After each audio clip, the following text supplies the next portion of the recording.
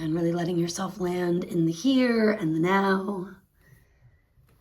Dedicating this time to your well-being, to your practice. And maybe there is a specific intention that you are starting to set. Deepening the breath to imagine you are drawing that intention in. And then let the exhale be that opportunity to release, to breathe out whatever needs to go. And it might be really obvious, really specific. Or of course, just starting with something as basic as the breath itself. Maybe using the phrase, the mantra, I am inhaling. I am exhaling. Slowing down the actual words, slowing down the breath. Maybe pausing gently at the top and the bottom. And as always, if you need to add breaths in certain moments, if you need to move a little bit more slowly or quickly, do. Continue to come back to your intention, to the here and the now, when inevitably your mind does go elsewhere in moments. Now go ahead and get your yoga strap or whatever you're using that can mimic a yoga strap. Take it around the ball of the right foot with your left knee bent, your left foot grounded. And then once you've got two pieces with that strap, a little bit of space between the hands, bend and extend that leg several times. Do note with the inhale, elbows are bending. The knee moves toward the right collarbone. And with the exhale, the leg is extending, as are the arms. Not locking your knee, but moving towards straight. Inhale, bend. Exhale, straighten. Do take a couple more, getting as specific as you can about what's happening in the shoulders, the back of the head, pressing them down in order to create more space as you reach up.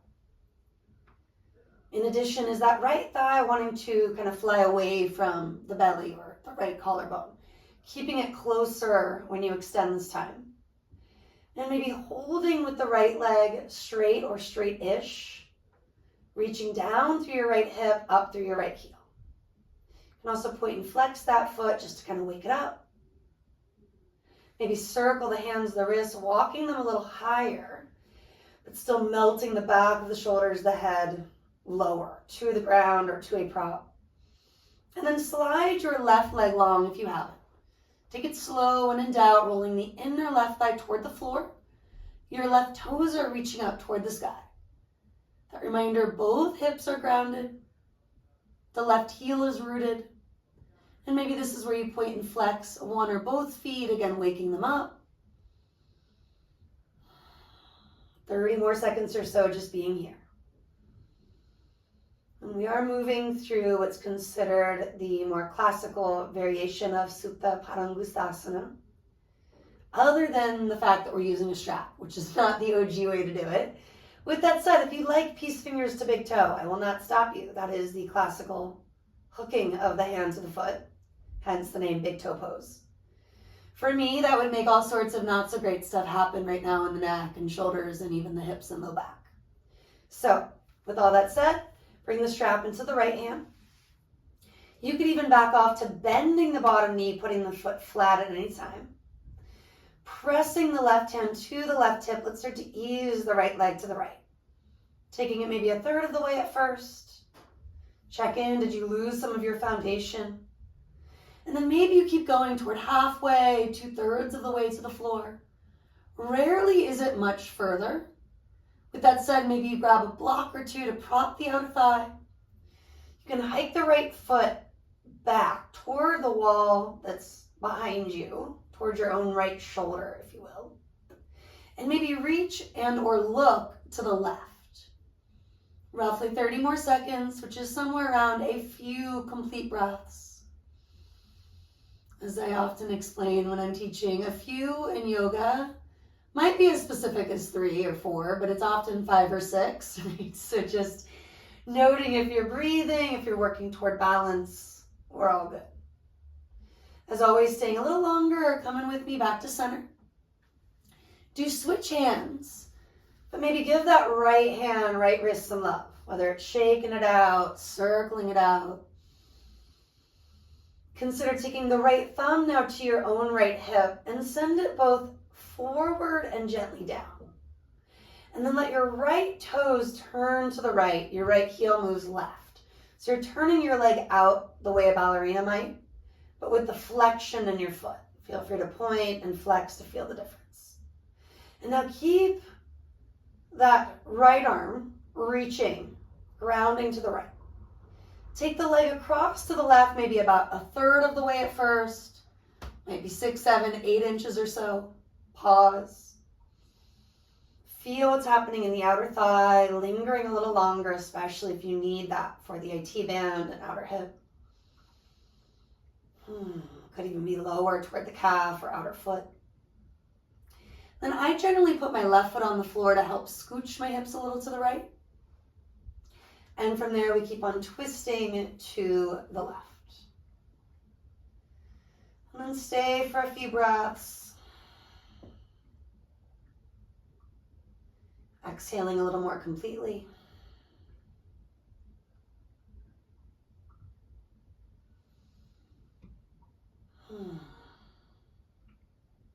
Sometimes this is where we need to be for more than the minute or so we're given. So as always, staying put when that's important.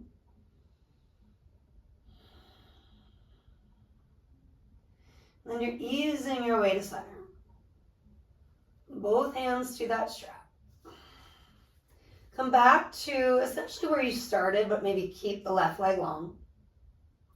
Pointing and flexing the top and or bottom foot. Letting yourself stretch for a breath or two, and then maybe starting to strengthen a bit more. Inner thighs are spiraling toward each other. You're bringing your nose to your knee as you exhale. For today, do roll it down with the inhale. And roll it back up with the exhale. Inhale it down. Exhale it up. One or two more like that, and then you go in and hold. Adding more, backing off, of course. You can reach or support the head and neck. If it hasn't already, maybe the left heel floats a centimeter or two from the ground, keeping it low to the floor. Breathing in, breathing out. Do stay a little longer. And backing off when needed, adding more when helpful. And then take it down. Simply drawing the right knee to you.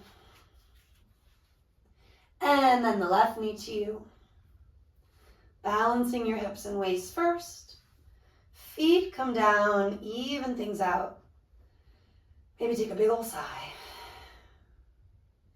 All of that on the other leg. Now, if it seems like a lot of work, it is, right? So not feeling like you've got to get into it right away. If you need a little longer, stay. Strap around the ball of the left foot. Letting the areas that can relax do. The head, the shoulders, the back of the hips. Bending and extending 3, 4, even 5 times.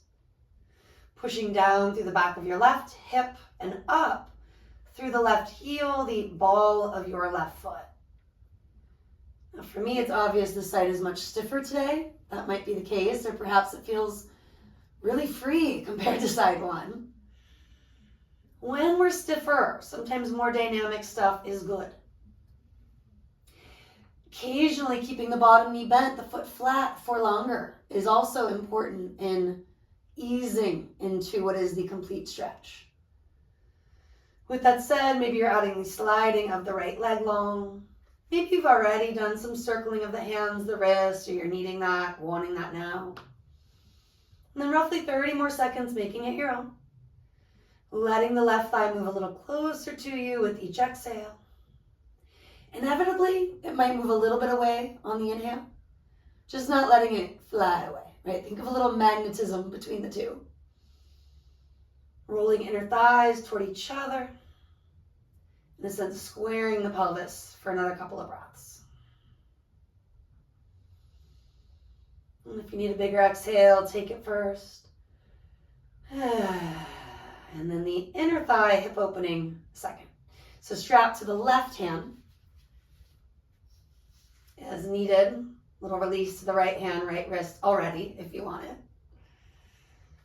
And you are taking that left foot to the left, maybe a third of the way at first. There is a need to engage the core a bit to keep the foundation. And at some point, reaching, even looking right might help you as the leg moves left. Think of hiking it back toward the space, the wall behind you, not forward toward the space in front of you. And it might be at roughly shoulder height or kind of mid-chest height. There's no one size fits all, even leg to leg, hip to hip. It may be a very different story. And that could go back to something you did many years or even decades ago. Different sports, hobbies, habits. Working to balance them, but noting that doing big toe pose once or even 100 times will not fix all that stuff. Coming back to center, breathing in, breathing out, switching hands. And this is where a little extra love for the wrist, the fingers might be important. Then I generally bring the left thumb to the left hip here to press it forward and down. I purposely turn the foot out in that dancer ballerina-esque style, but with more of a flexion. I can tell my pinky toe needs a little bit more love, so maybe sliding that strap down the foot. And then you take it across just a little bit, 6, 7, 8+ inches, where you feel the outer thigh, the AT band. You might have already reached and started to look left. If you haven't, when you twist, while you twist, consider it. A little scooch left, reaching and opening the heart. Take the leg to the right. Perhaps bringing the earth to you, the props to you. Never forcing things, whether that means bending or straightening the top leg and or the bottom. Not assuming from side one. Sometimes that's the tendency when we get to the other leg or other side. Lots of assumptions, lots of autopilot going on. Check in, scan, practicing svadhyaya, self-study. And then only when you're ready will you ease back to neutral. Starting with that basic stretch, what do you need first? Maybe sighing it out. Choosing to put down what needs to be released. And then rolling it up, building some strength, some heat. Inhaling and exhaling. Anywhere from 3, 4, maybe 5 of these. If you've lost count, 1 or 2 more. And then consider going in and holding. Might include reaching the arms. You might need the support of the head, and that's okay. It's really about the neck, the shoulders, these traps. The right heel might be hovering, but low to the ground, so we're not stressing out the areas that we're trying to strengthen and tone. That includes your face right now. Last breaths. And then do relax. Coming to the floor, remove the strap. Bend your knees, feet do return to that flat position. Take both hands to the tops of the thighs and just press them away from your belly. Bigger inhale, fill yourself completely. And exhale, maybe press. One more time like that. Deepest breath in.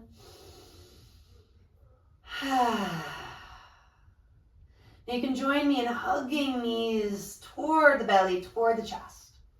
Turning toes up, melting traps down. I'm going to rock and roll. You can, of course, take it to the side and push up to sit. Rock and rollers, maybe hands at shins or hamstrings. 3, 4, even 5 of these. Going toward kind of a partial plow and then a partial boat. Maybe your toes aren't able to stay lifted. That's okay. Maybe you found it the first time and you just want to challenge your core a little more. Final breaths, adding any sails, reaching forward or up. Broadening the chest, even here, inhale. And exhale, crisscross it, sitting tall. Now that reminder that propping ourselves up, getting our very important throne, is key in many of our bodies. And that way your knees can live evenly with your hips, or a little lower, if possible, than the hips. If you're not sure and you want more or less throne because it just feels better, go for it, right? It doesn't have to be exact. That's just a rough guide. Rocking it out side to side, Sufi grinds. After all of that very specific stuff with the strap, let yourself move into these bigger, smaller circles. Let yourself speed it up or slow it down. Sometimes for me, that's much more important when I'm chillier. If you're already somewhat warm, use that to your advantage. Breaking down scar tissue, confronting lactic acid, soreness. Maybe it's just mental stress, but you're feeling stuff moving in a way that is helpful. Imagine you're breathing it up and out. And perhaps that flows you right into a few cat-cows, arching and rounding, including those cleansing exhales through the mouth. And as you bring it all to neutral, fingertips to the floor, switch the crossing. For today, we'll start with the Sufi grinds, following those subtle rocks and sways. Maybe you start the way you don't always, so that you are confronting that other side in a way that is interesting, sometimes a little more effective. While we don't mean to rush through side two, it is a tendency. So starting with the other side, or at least paying attention, may bring more balance into your practice. And maybe you just feel like you gotta cross the legs again. That's okay. Maybe you want to reverse directions over and over. That's okay. Perhaps you're already flowing through a few cat-cows, but do honor your inner wisdom.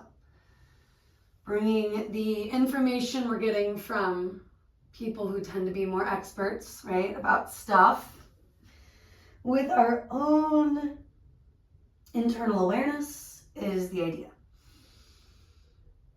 If we don't pay attention, we often don't know what we need, whether it's from a professional or from within. Bringing yourself back to neutral, ground through your sit bones. Almost always we are pitching a little forward or back, just noticing what tends to happen in your body. And do take that moment, even some peace fingers, to realign, to feel that there are these natural curves, a little arch in the low back and the neck itself, but we're not exploiting them. Maybe shrug, release the shoulders to help.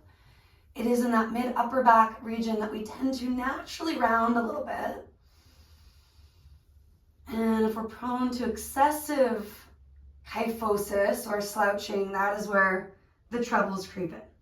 By that I mean often in the inner organs, the belly, even just feeling good in the lower back. So taking a minute every hour or two through the day and thinking about that tall spine, bringing in a shoulder roll or two might make a bigger difference than a dedicated half hour or hour of yoga asana. Now, there's different theories, right? So they're both great. But just noting it doesn't have to take a lot to come back to a tall spine, to help blood to flow, oxygen to move, prana to get into those areas that need it most. Let's push forward or swing legs around. Take yourself to all fours briefly. Checking in. Do you want a few more cat-cow movements? Maybe a little wrist or forearm stretching with me where you spin fingers toward the knees or the back corners of your mat. Maybe you need a little more time to see your intention, to slow things down. Something like child's pose or puppy dog.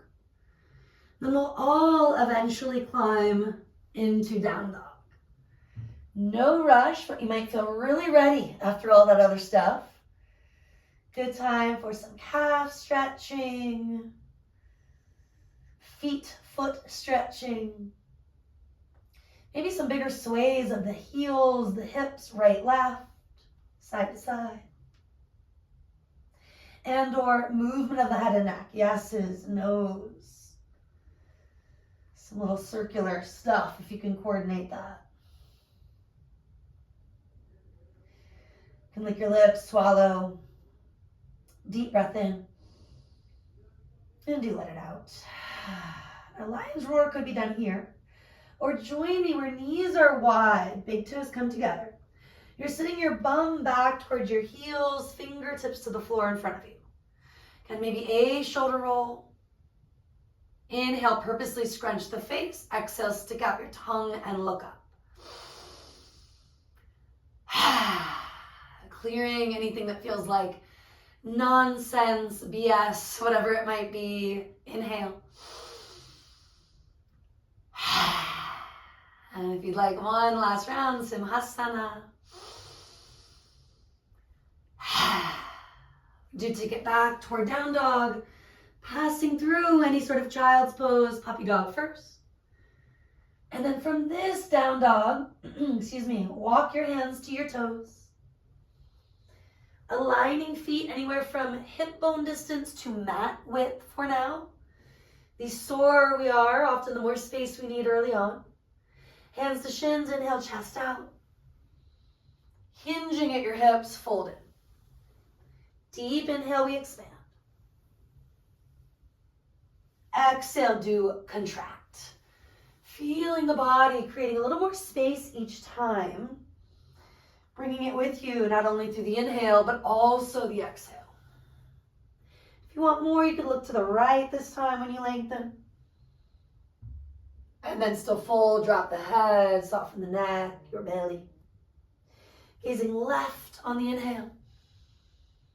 Again, still softening the face, the front ribs, any areas needing that reminder. One more time, maybe coming back to center. And then following this exhale or the next, you'll use the inhales to roll it up. Lengthening if it just feels better for you today. Take an exhale or two, relaxing the spots needing that reminder. And we will get our straps once again for some bigger shoulder rolls, arm circles. Taking hands anywhere around a meter or so. Now my friends who maybe have, slightly narrower shoulders, stiffer shoulders, you might find that you need less strap or more strap, but that yard to meter is a good rough guide. Inhaling, take the arms up with springy knees and elbows. So still straight but springy. Exhale, everything back and down. Inhale, reaching arms. Exhale, hands move forward and down. Deep breath in. Complete breath out. Now with more information, maybe you do walk hands that centimeter or two closer or further. If you have to do something wonky to get through it, backing off is key. Even if that means bending knees a lot, you're using almost all of the strap. I've seen that with much bigger, broader humans. And at some point, any sort of twist, or for a few breaths, you inhale through neutral, you exhale and revolve. Little or big, with the breath itself or hanging when you feel resistance and just need to be in it. Last 30 seconds or so, either continuing with that or coming back to those bigger arm circles and breaking up scar tissue, lactic acid, confronting soreness, stress, whatever just needs to go, whether tangible or not. Now, next time I bring my hands back and down, I'm going to flip the palms toward the wall behind me. Hands can be roughly shoulder width, a little closer or further. You could also ditch the strap sooner than later. Interlace fingers. Lift through the heart with at least the inhale. Hinging from your hips with your exhale. Now hang out for several breaths, maybe looking right, reaching left. That right leg gets straighter, a little bit like when you had the strap, you are getting into the IT band, the outer thigh. I tend to feel it up into the outer hip and lower calf. Eventually looking left, breathing and opening by reaching to the right.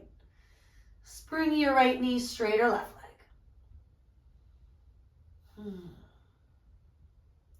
Back to center. You're going to take an exhale first, flat back, inhale, rise. And exhale. Ditch your strap once again. Maybe a little shimmy and shake. And then you can take a self-hug where you're just wrapping one arm, then the other on top. You could also get into something a little deeper, a little more traditional, Garudasana bind. Working with just the upper body as far as eagle goes. Still working springy knees, brighten the toes, maybe a little rock and sway. To get out of any habits, patterns where we're over gripping. Switching which arm's on top, again, as simple as a self-hug. As big as eagle with backs or fronts of palms connected. Feeling that counterbalance from front to back, side to side. When you release, take a shoulder roll. Maybe lick your lips, swallow, consider a horse breath, fluttering it all out. You can just be here. You can, of course, connect one hand to the belly, one to your heart. Coming back to Svadhyaya, self-study. In many ways, being your own best teacher. Switching which hands where, take a few more breaths, continuing to just be. Continuing to observe so you can return again and again to the here, the now. Maybe your specific intention does evolve a little bit. Really letting that be something that you take with you on and off your mat when maybe it's even more important. Deep breath in. Any exhale that's helpful, let it out. Maybe coming back to an ocean sound, in through the nose, out through the nose. But breathing however makes sense to you. Inhale, reach to the sky. Swan diving, exhale, hands to the earth. Inhale, lift about halfway. Exhale, let that go. Inhale, root and rebound, maybe look up. Exhale, simply bring your hands to your heart. One more time, basic half sun salutation, inhale. Continuing to observe, exhale.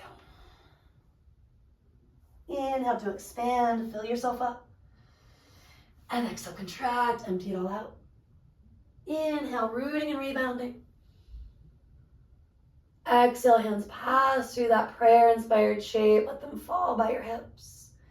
Let your chin fall to your chest. And confronting any stress, soreness, scar tissue, lactic acid, roll out that head and neck. Halfway, 3/4 of the way, maybe all of the way.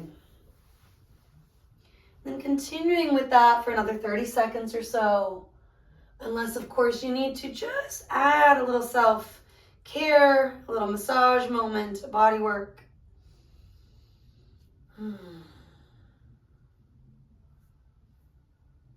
Chin comes back towards your chest, maybe rolling it down. Waterfall feeling for another breath or two when you get there. If lengthening is just better, I know I said it a bit late, but lengthen to fold if you're asked to roll up or down. Lengthening up, lengthening down might be key. And then do you start to walk toward down dog, looking toward the hands only when you need to. Adding that momentito of movement, bringing feet to hip bone distance if you hadn't already. Take an inhale through the nose if you can. And exhale through the nose from there. Coming forward, plank. Now bringing knees down at first, we're adding our push-up. Exhale, lower halfway. Inhale, plank. Take it back, maybe anahata, that puppy dog variation, or of course, Adho Mukha, full down dog. Inhale again, flow into plank. Knees can stay grounded, or thighs might lift at this point. Exhale, engage the core, take it about halfway. Inhale, push up. That's when you might find you need your knees, and that's okay. Exhale, push it all back. At least one more, maybe 2 or 3 if you want to challenge that edge a little bit more. If you need to rest for those 30 seconds or so, you will. And it's a 2 or maybe 3 breath sequence per push-up. Noting that slower might be harder, and that is often a good thing. And relaxing or choosing to let down dog be the resting shape. Take another breath or 2. If you're still doing your push-ups, groovy, just making sure we're not straining through it. Quality over quantity.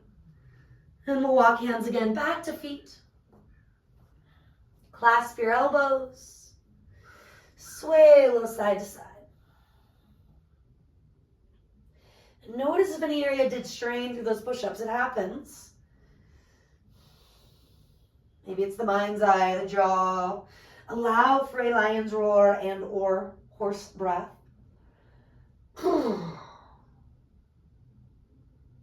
And then when you feel ready for it, again, walk it out, downward facing dog.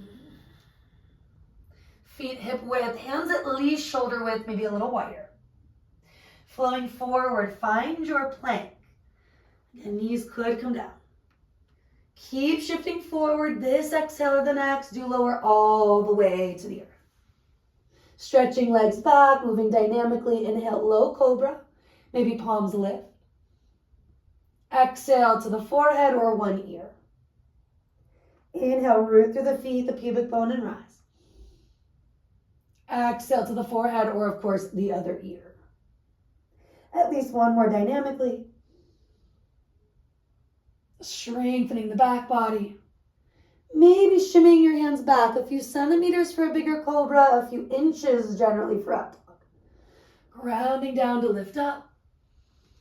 You can hang, you can also gaze over one shoulder or the other. If it doesn't feel sustainable, maybe cobra is better for now. And exhale, downward facing dog. That's always a doozy of a series, right? Doing your best with it, backing off when needed. Putting a couple of these together as that connection of breath and movement, the vinyasa, flowing into plank. Lowering halfway, most traditionally, all the way when it's just better for the joints. Inhaling, take the heart forward, loop the shoulders back, cobra or up dog. Exhale over your toes, down dog. Now the transitions are often the trickiest part, so adding a breath might be key to finding more balance. Not feeling rushed, 1 or even 2 on your own.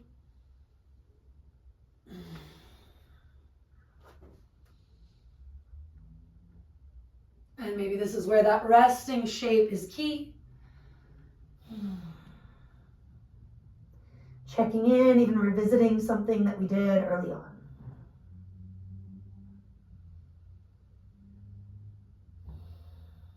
And you continue to come back to that space of sadhyaya, self-study.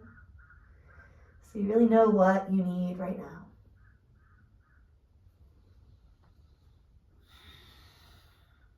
Eventually high on the balls of the feet. Do look towards your hands. You can crawl, you can step, you can catch some air. Inhale, chest out. Exhale, we fold in. Inhale, stand it up, maybe gaze up.